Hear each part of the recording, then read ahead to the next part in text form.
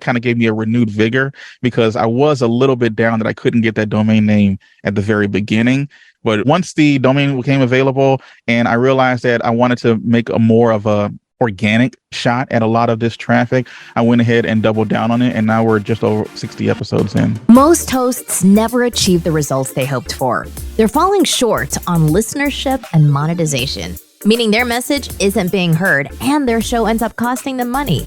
This podcast was created to help you grow your listenership and make money while you're at it. Get ready to take notes. Here's your host, Adam Adams. Hey, podcaster. This episode's going to be a little bit different because usually, you know how we do every even or every odd number is either solo or an interview. For the next couple of episodes, probably like 4 of them, I'm going to actually push out interview episodes during solo episode days, only because we have so many extra interview episodes that are going all the way past the end of the year. And so I want to bring you that great content. And I'll take a break from the solos just for a few weeks and we'll jump right back in. So this interview, although it's supposed to be a solo episode, it's going to be an interview episode. So let's dive in and you can get the value that this guest has. What's up, podcaster? Today I am joined with Chris Myles. And I'm not sure, I've got another friend named Chris Myles who may have been on this show at one point of time. There's Myles with an I and Myles with a Y. So this is Chris Myles with a Y. Actually, been blogging for a while, long time ago when they had their first kid. Wife said, hey, I'm not going to go to work. So basically he goes, all right, we'll try to do some blogging and see if it pays the bills. And he was able to retire his wife, like I think 18 months later, which is pretty cool. We're not going to be talking too much about blogging today, but if you are interested in learning more about blogging and replacing a $40,000 a year income or whatever it is, then go over and hang out with Chris Myles on his podcast, Blogger Evolution. And Blogger Evolution is already in the show notes. So you can scroll down, click there, and all the links to Chris's websites and anything else that he's got, the social, we're already putting it down there. So you can scroll down and connect with him there. Since we won't really be talking about blogging, we're going to talk about podcasting. Chris has something that he wants to pour into you, and I'm going to start there. I'm going to start right there. Mr. Chris, how are you, sir? I'm doing okay. How are you doing, Adam? Thanks so much for having me on. I'm doing well. So let's talk about what you said you wanted to pour into a brand new podcaster. What do you think somebody who's been podcasting less than 2 years and or they're about to launch their podcast, what do they have to know and take away from today's episode? Yeah, so I would definitely say, podcasting is great. And the more that you put into it, the more you're going to get back out of it.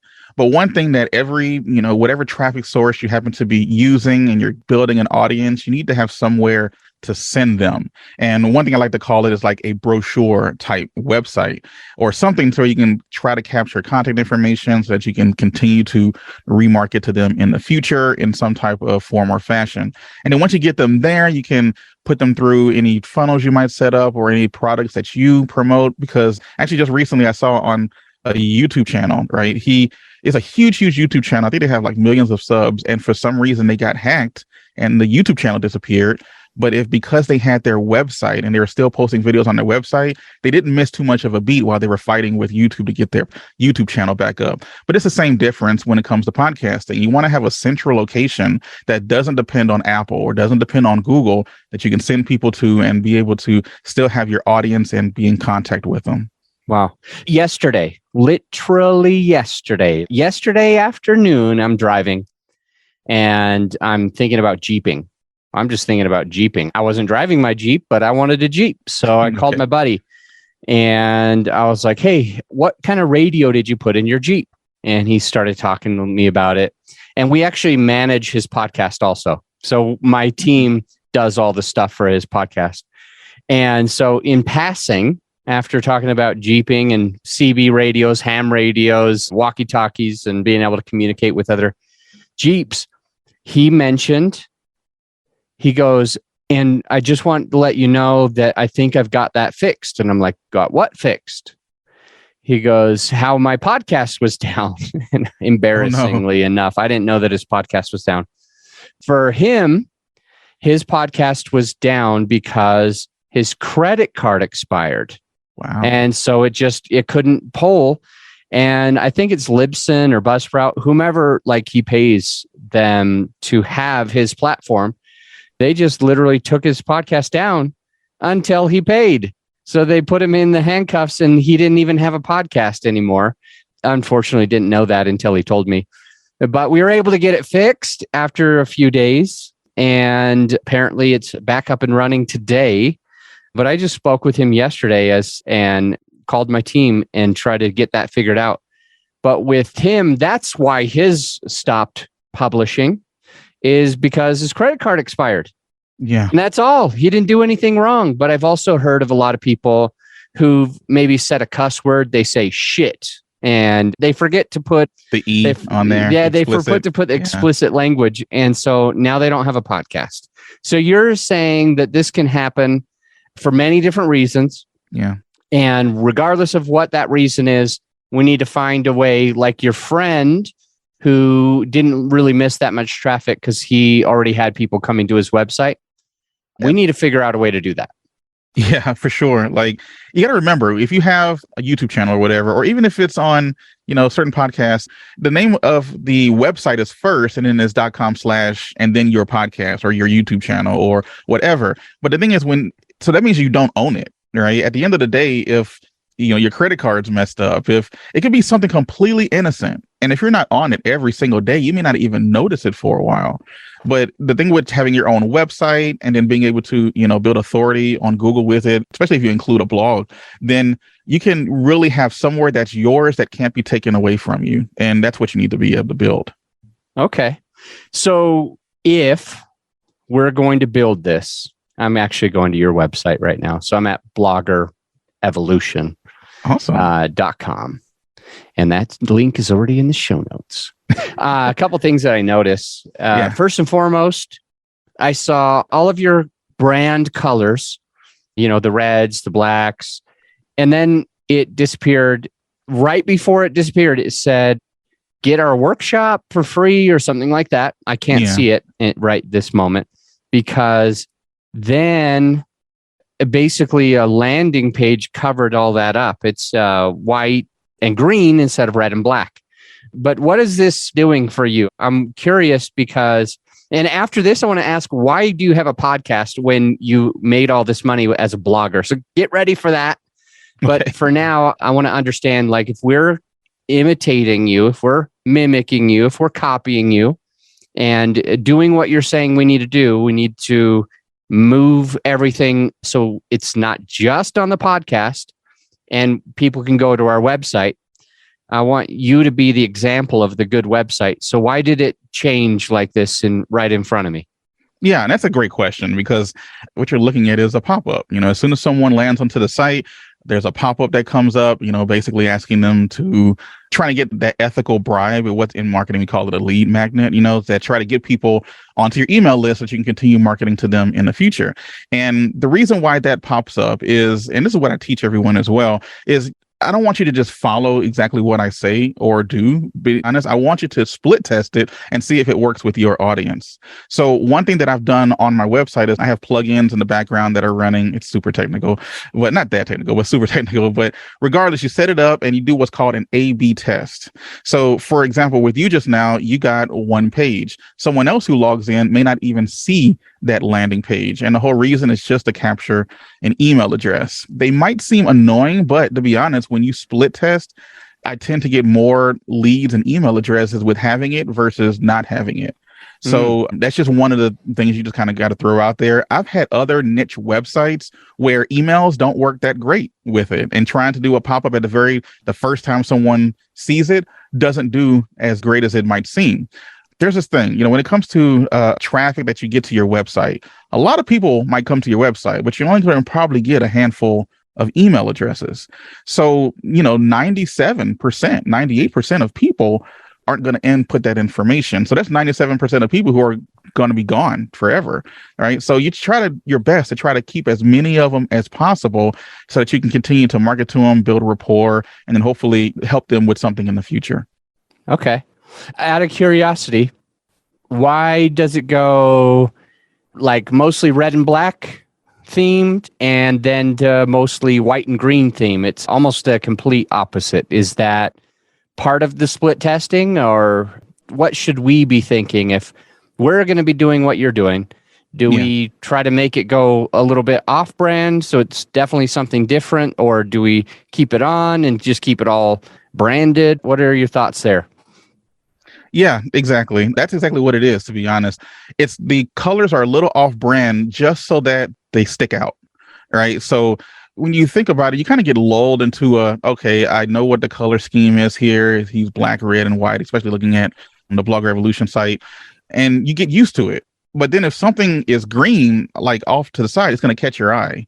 And that's just the way the mind works. And you would still want to split test it as well. But what I have found is that green buttons in that particular modal that pops up tends to do better than if it was a red button. I don't know if red means stop or green means go. I'm not really sure because I have red buttons on the homepage, but people do respond to it when they go to it. Most people, when you land on, any type of advertisements, it's done almost mindlessly, right? You don't really think about it too much. You don't think that, oh yeah, this is the top of a funnel and I'm about to, reel it into it. You're just like, okay, is this something that can help me? Is it something that maybe he provides that he might help me out of a jam or something like that? And if that's the case, then it can be helpful. But it's all split testing, trying to break the pattern, with a person who sees it so that they're more likely to click on it and have it catch their eye. Okay, got it. And it basically says, get your passive income workshop. It teaches you how to generate $1,000 in passive income in working like less than an hour a day, right? Yeah. What should we be thinking? Not about the colors, not about the buttons, but about how to figure out this offer. Because the person listening most likely doesn't know how to teach somebody how to generate their first $1,000 in passive income in less than an hour a day.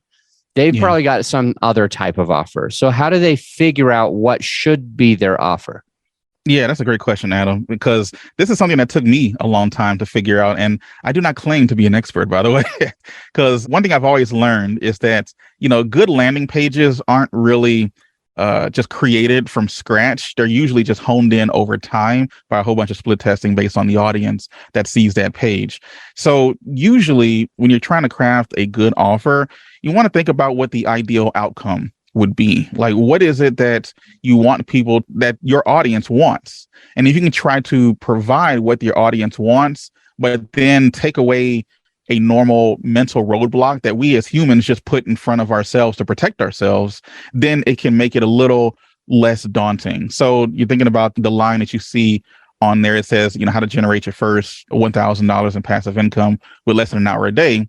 Someone can look at this and think, oh yeah, I'd like to do that, but man, I don't have time to do that. Oh wait, I could do it in less than an hour a day. Okay, let me check it out a little more closely. So you kind of immediately remove a barrier just from a few words. And that's just general good copy or copywriting.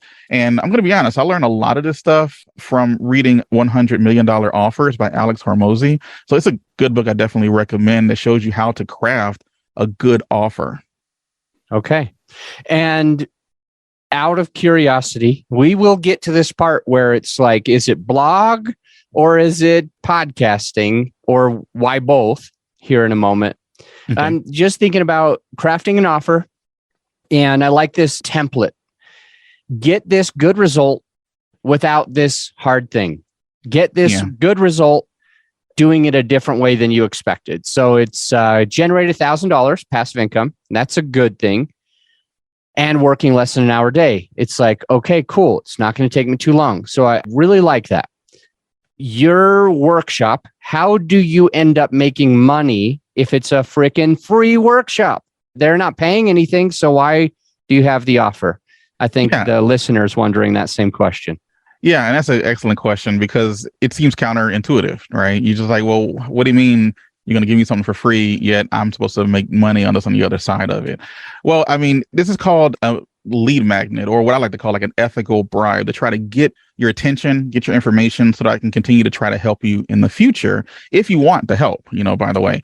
So our workshop itself is about an hour, 20 minutes. And I try to front load as much of it with as much value as possible to try to show you exactly how the process works, how it worked for me when I was able to do this, and this in terms of getting the niche blogs and websites and stuff up and running. And then at the very tail end, I'm not going to lie, there is a pitch at the very end for a product that I have that teaches you how to do this kind of stuff. So it's not necessarily like a sales call or a sales video the entire time. I hate those. So it's not really like that at all. It really is some good value at the very beginning. And then at the end, I'm like, hey, if you want to continue, I've taught you a lot of what you need to know so far. If you want to continue with this, I do have this offer that I would like to share with you.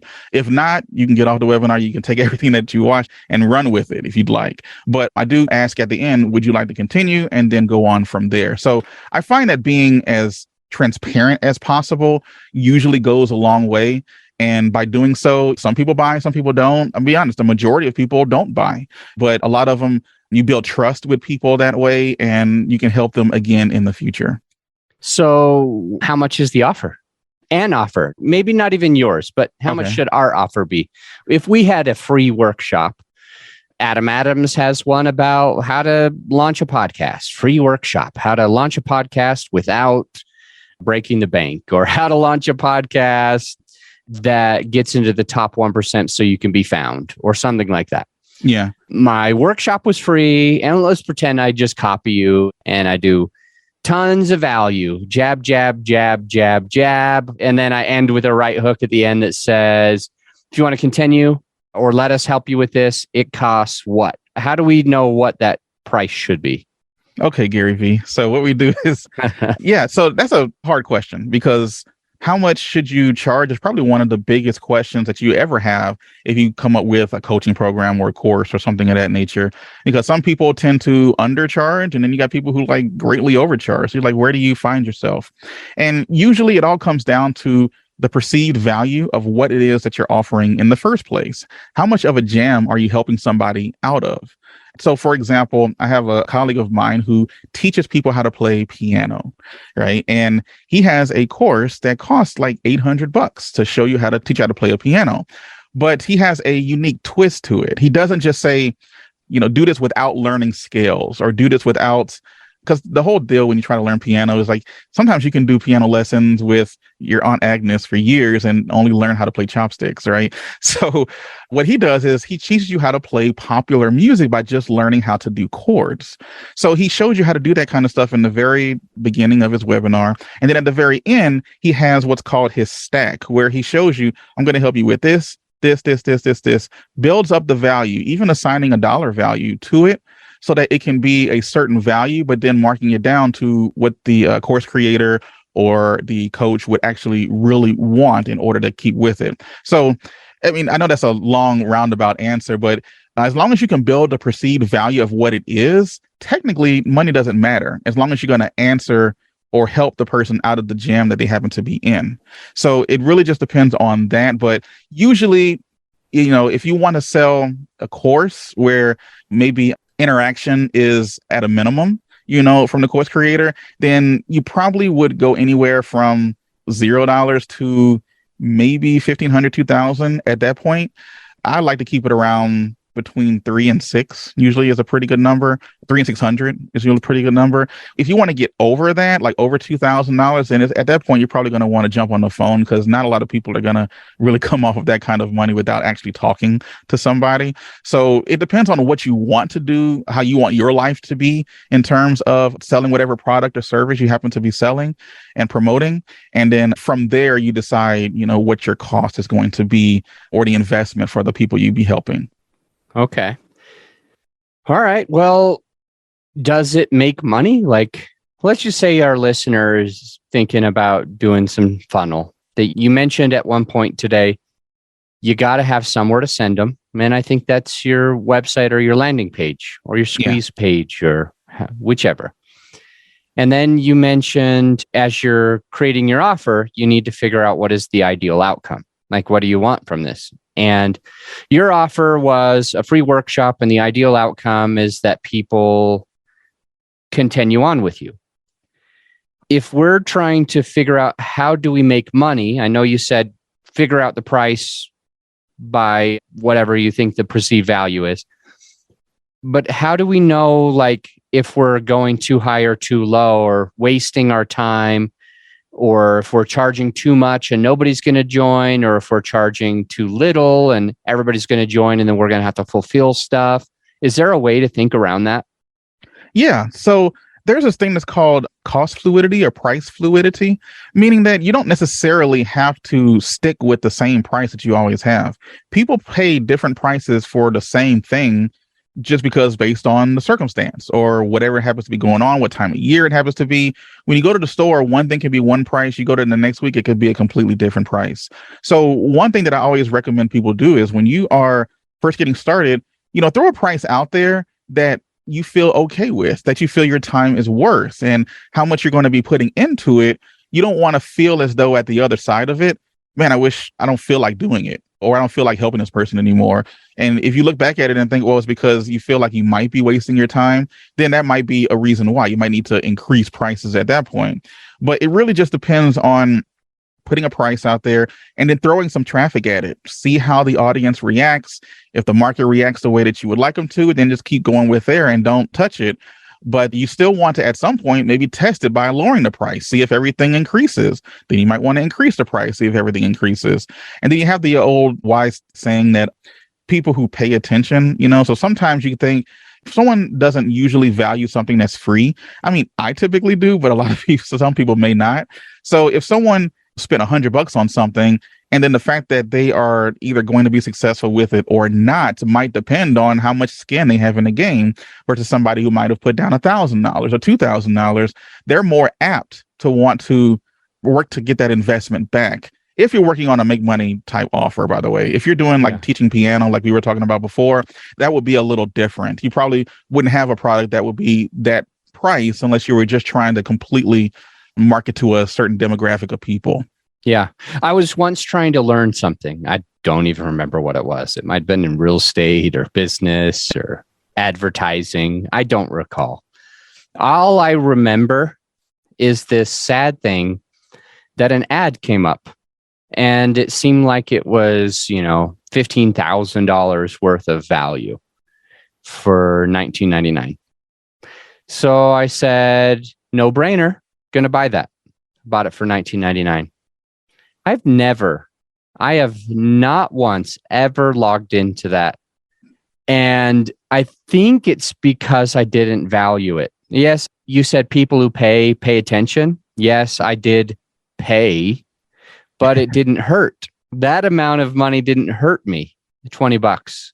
It was like, I could do this anytime. This is great. I may as well have it. And I did actually want to learn it, but I've never, ever, ever, ever tried logging in. And it's only been a couple of years. I literally can't even remember what the course was because I didn't pay enough to care. Right. Right. Yeah. And I thought that was interesting that you said people who pay attention. One of the things that we do that I have learned over time, my stepdad made me read Rich Dad, Poor Dad. He made me invest in real estate. I started doing that. I learned that I needed to own a business that had employees, so I wasn't self-employed. And my stepdad is right about everything. He's right about every dang thing. He's conservative. He knows what he's talking about. And he used to tell me that my prices, when I had my first handyman company while in college and I had 13 employees, he used to ask me how much I'm charging. And I'd be like, oh, we're charging $15 an hour. And then he's like, how much do you pay your guys? And I said, $12 an hour. So when I've got 13 guys and I'm making $3 an hour per guy, and I was so excited, I told my dad, I'm making $3 an hour per guy. That's 13 people working 40 hours a week. So this is $40 an hour that I'm making, and I'm not doing anything, Dad. I'm smart. And he's like, you have to raise your prices. Why do I have to raise my prices? And this went on and on and on. And I had more than one business throughout this time over the last, we'll call it 20 years, 15 years. And I have learned that for me, things cost so much more than I ever expected. For example, my podcast agency. We do editing and post-production for other people's podcasts. Mm-hmm. And we've got this service that I remember thinking, okay, my team, I pay them, let's say $5-6 an hour. And they only work on the podcast for like 8 hours. And so that is $40, something like this. Okay. And so then I'm like, I'll just charge $100. I'll just charge $100. Now my dad's going to be proud of me because I'm making more than double. Yeah. And then what I find out is that $100 is way too low. Even though it sounds like we're making money, it's harder than we think because I've got to onboard clients. I've got advertising. I've got overhead for my office. I've got to buy a microphone, upgrade a microphone every now and again. Maybe one day I'll be cool like you and get the SM7B. Right. So is mind-boggling how we've got to charge in many cases like triple or quadruple what we think we need to charge. Do you have any thoughts, insights, history, experience to back me up or argue with me on that? Yeah, 100%, because it's all about our margins. You know, how much are we taking on the other end of it once you get the actual service or product delivered? So I remember I used to moonlight as a DJ, right? So I was a wedding DJ. I would go around and do weddings, anniversaries, you know, the occasional, the party here or whatever. And I used to just charge kind of just enough, but I was just, you know, have my stuff in my garage, pack it into the truck and then go to the party. And it's a lot of work, right? You have to probably sit with the people, especially if it's a wedding. You got to sit with them. Then you got to be the first one at the party because you got to set up. You're the last one to leave because you got to play the music to the end and then tear down.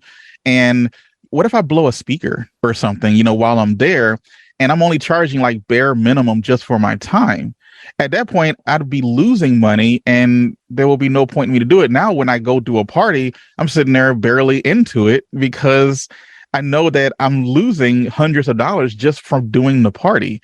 So it messes with your psyche and messes with everything if you don't charge exactly not just what you're worth, but just enough when you look at the cold hard numbers and realize that how much do I need to earn for this to at least make it worth my time? Because at the end of the day, our time is the only asset that we really cannot get back. You spend a few dollars here, you spend a few dollars there. Every 2 weeks, you might get paid, you know, with a traditional 9 to 5. But if you blow your money 1 week, 2 weeks later, you're going to get another paycheck. When it comes to time, once your time is gone, there's no going back 2 weeks to get that time back. So understanding the true value of your time will help, and the value of your time for other people.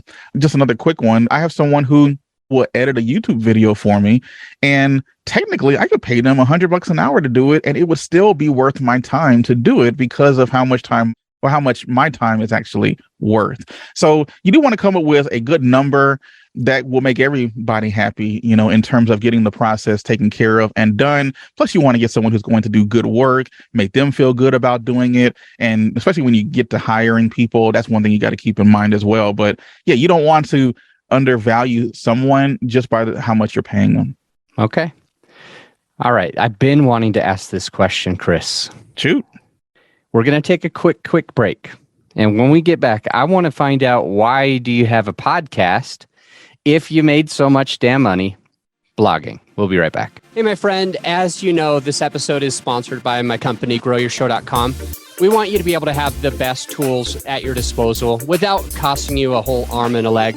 So right now you can get a free list of vetted equipment that, like mics, mixers, webcams, sound treatment, editing software, everything that you need. I created the whole PDF with direct purchase links just to save you time and money, to help it be more convenient for you. So this free PDF will help you skip all the guesswork. If it's on there, it's vetted and approved by yours truly. And if it's not on there, it's probably not worth the money. So go ahead and get yours at growyourshow.com/PDF. Let's get back into the show. And we're back with Mr. Chris Myles, who is a blogger, retired his wife in like 18 months, I think, making 40 grand blogging. But then he went and started a podcast. So I'm confused if you're supposed to be a blogger, if you're supposed to be a podcaster, did the podcast grow the blog company? I'm not sure. So let's figure this out with Chris Myles. Chris, why'd you start a podcast? Yeah, so that's a really good question. It's a question that I get asked quite often, to be honest. That's really the good question, right? It's like, what you're doing is so amazing. Why are you doing this? And it's an excellent question. But to be honest, when it comes to what I do, I'm typically a niche blogger, which means I find topics to create websites about, and then I create as much content around that topic as possible, and then I monetize it with with display ads and affiliate marketing. And that business model works great. There's a lot of people who do it and you don't even know what they look like because you don't need to know what they look like. The best part about blogging is that you don't need to have your face everywhere. You don't have to be this great speaker, in order to maybe do a podcast or talk in front of people or whatever.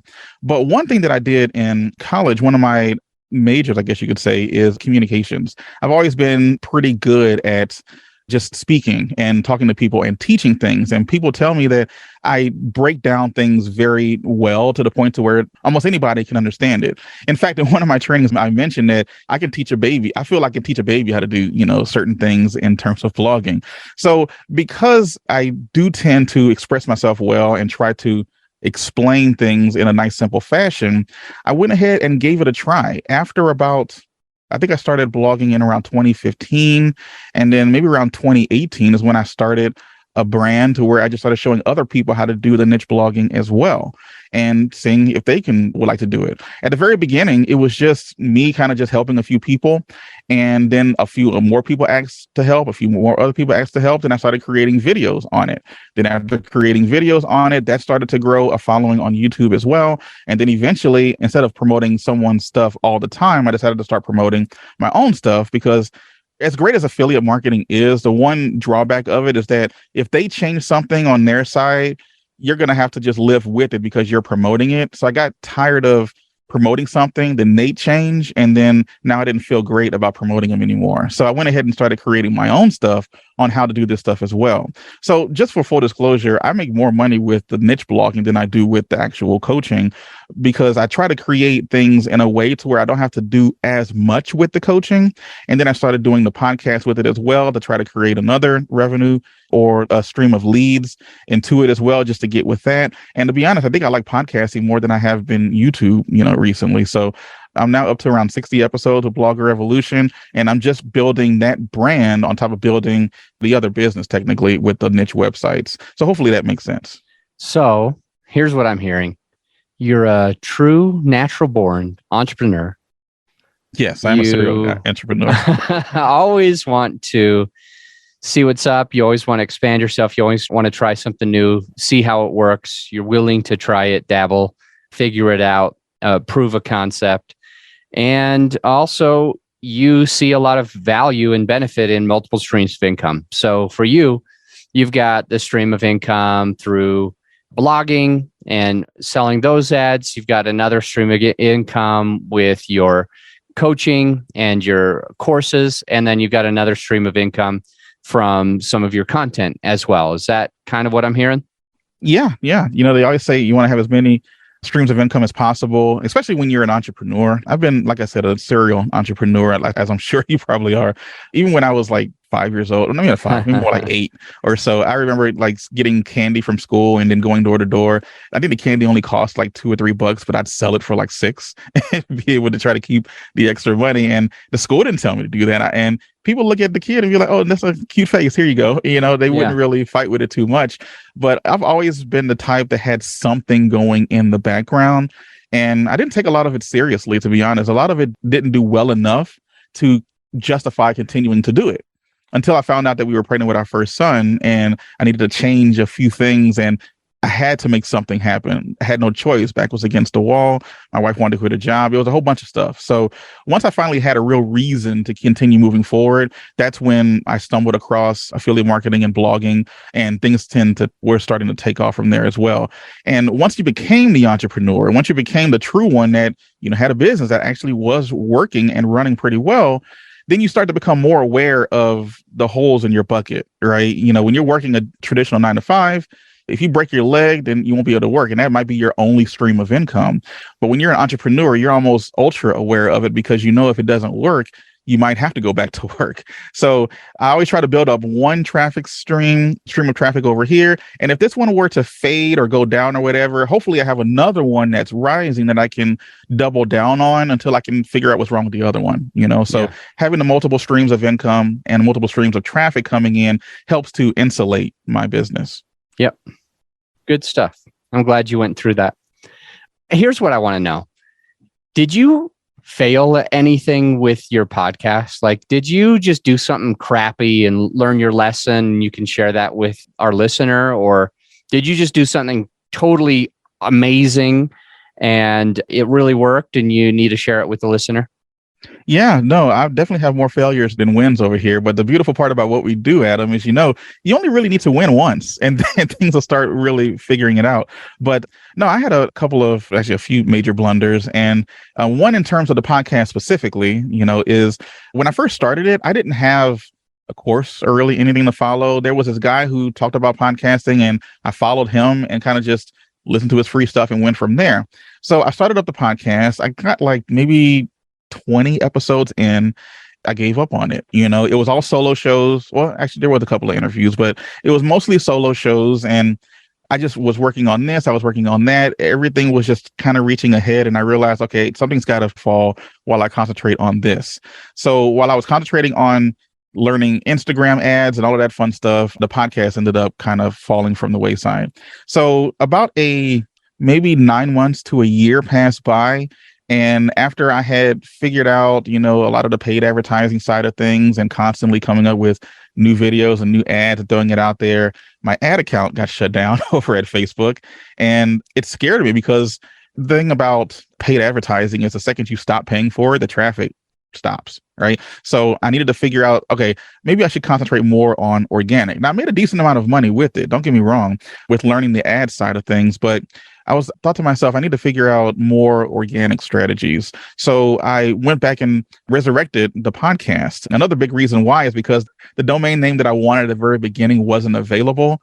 And then all of a sudden it was available. So then when it popped up, it was perfect. Blogger Revolution was available for purchase. I went ahead and got it. And then that kind of gave me a renewed vigor because I was a little bit down that I couldn't get that domain name at the very beginning. So maybe that was part of the reason too why I gave up on it, because it wasn't ideal for me at the time. But once the domain became available and I realized that I wanted to make a more of a organic shot at a lot of this traffic, I went ahead and doubled down on it. And now we're just about 60 episodes in. So cool. So cool. Yeah. Thank you. Yeah, no problem. So 9 to 12 months, you got your website, you decided your domain, you decided to jump in, and it's mainly the organic side. And it was because your Facebook ad manager got shut down. Interestingly enough, my Facebook ad manager, I had somebody like come in and hack the Facebook manager, and they spent ads on just random stuff, like ads about something I would never need, a bustier. Like, oh, wow. I know you think I wear a bustier. You're looking at me and you're like, oh, that guy, you don't look like that without one. But I don't wear one at all. And we were making ads about it, apparently, not we, but from my account. And they were able to hack 3 of my credit cards. All of those credit cards were on this Facebook thing. And I was in Napa on vacation. And wow. When I got back, it was like the main thing that I had to do was try to figure out how to get this ad manager up and running, because we were trying to run ads for like many different clients that do marketing with us. We do the editing and post-production, but we also do like paid ads for people to kind of grow their audience. But that's what we were needing. That's what we were doing. And it has been an absolute nightmare. I got home from Napa like almost 2 months ago now. Still have a crazy amount of wine. So don't worry, I'm very stocked up like a liquor store.